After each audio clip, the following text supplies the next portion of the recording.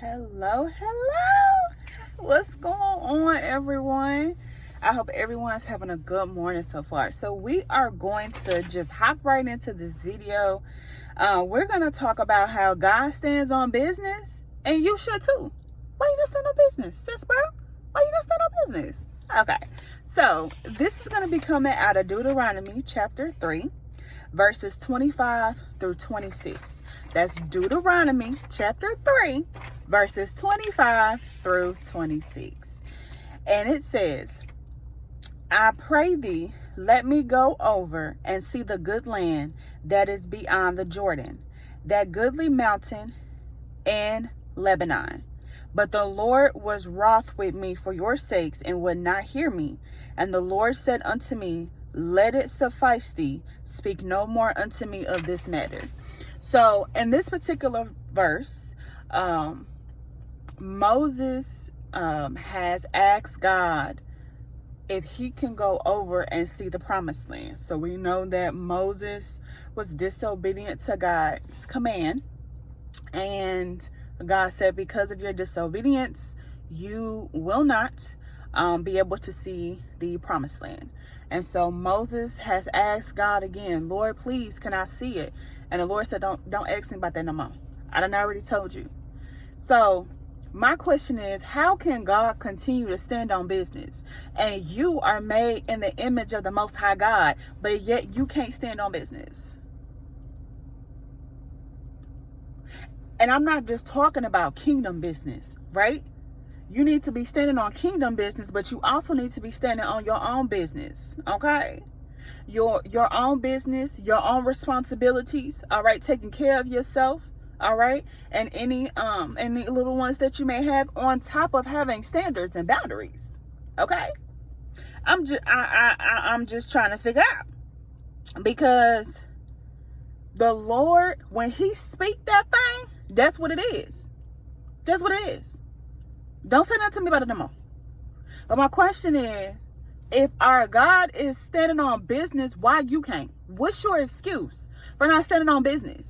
Are you a people pleaser like I used to be, and wanted to make everybody else happy, but inside you were the one dying inside, and inside you were the one unhappy? Snap out of it. Snap out of it. Because I'll tell you right now, what I had to go through from being a people pleaser and the ways that I've suffered on the inside will never be worth it ever again. And thank God for deliverance. You have got to stand on business with your standards and your boundaries. That includes your prayer time, your fasting time, okay?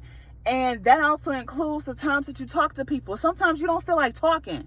Sometimes you want to commune with God, and that's when the enemy always tells people to call you.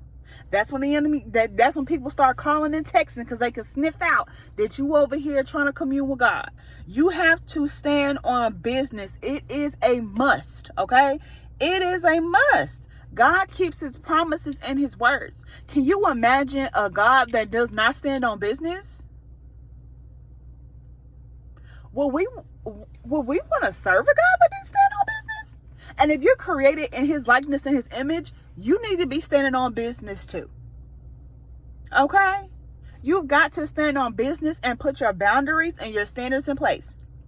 This goes for my good sis. You've got to put your standards and your boundaries in place when it comes to these men. Because some of y'all don't have a boundary, don't have a standard in sight, and then you wonder why you have unplanned pregnancies, 15 of them, and then you wonder why you got STDs, why you got all these soul ties, why you got all these fractured hearts. What's going on? What's going on? Bros, you have to have standards and boundaries with these women that you're dating. Okay? You can't be buying her everything. She ain't your wife yet. Okay? She ain't your wife. Okay? And God forbid you're fornicating with her. Y'all have to have boundaries and standards. All right? Boundaries and standards. Because y'all know that God is the same God yesterday, today, and forevermore. And if he was standing on business in the Old Testament, and he stood on business in the New Testament, what you think he's finna do now? Okay? So we have to make sure that we are standing on business. God is not to be played with.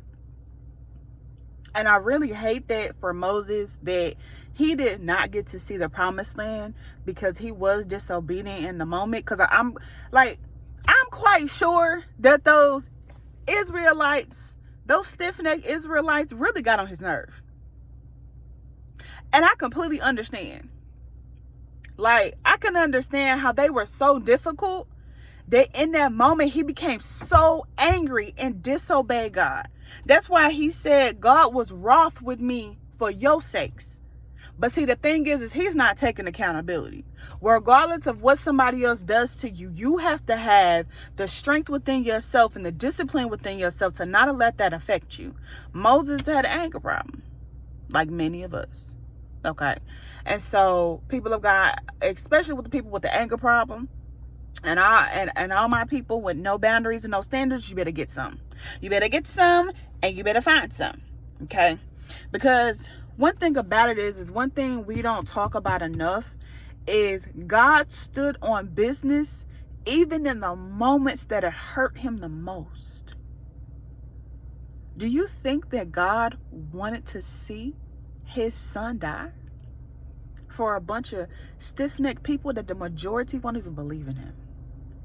Do you think that God was happy to see the pain and anguish that Jesus went through? No, absolutely not. He stood on business even in the midst of the hour that Jesus had to go through. And as a father, I cannot imagine, and even as a parent in general, I cannot imagine what that would feel like. So if he can stand on business even when his child is being crucified for no reason, what you think he gonna do in any other situation?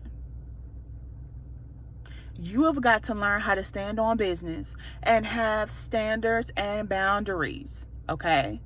This is the season. There is no more time for that. There's no more time for doing everything for everybody else and nothing for you. You need to learn how to say no.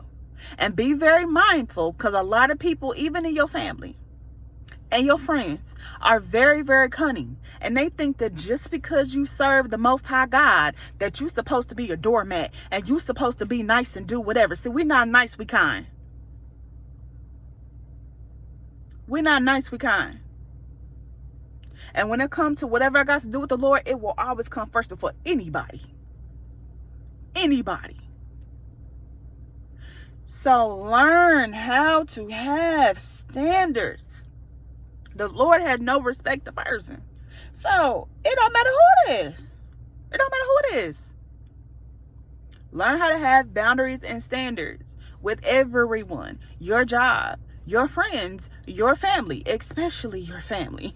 Lord, especially your family. Learn how to have boundaries and stand on business. Stand on business. Because at the end of the day, you are going to be the one that's suffering. At the end of the day, you are going to be the one that wish that you made different decisions. That's when somebody asks you something and you don't want to do it, and you get that feeling, but you like, I don't want to seem like I'm being mean. Be mean. Say no. You don't have to explain yourself. Now, hold on. If you're married, that might be a little different. Okay, so hold on. So, depending on what we're talking about, okay.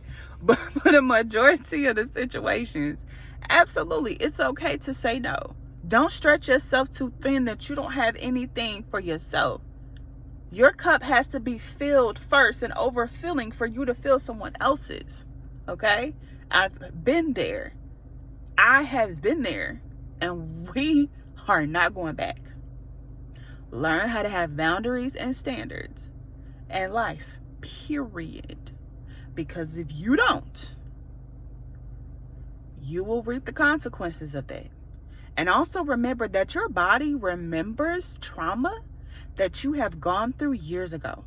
Your body will respond to trauma that happened to you 10 years ago. Take care of yourself, inside out. Take care of yourself.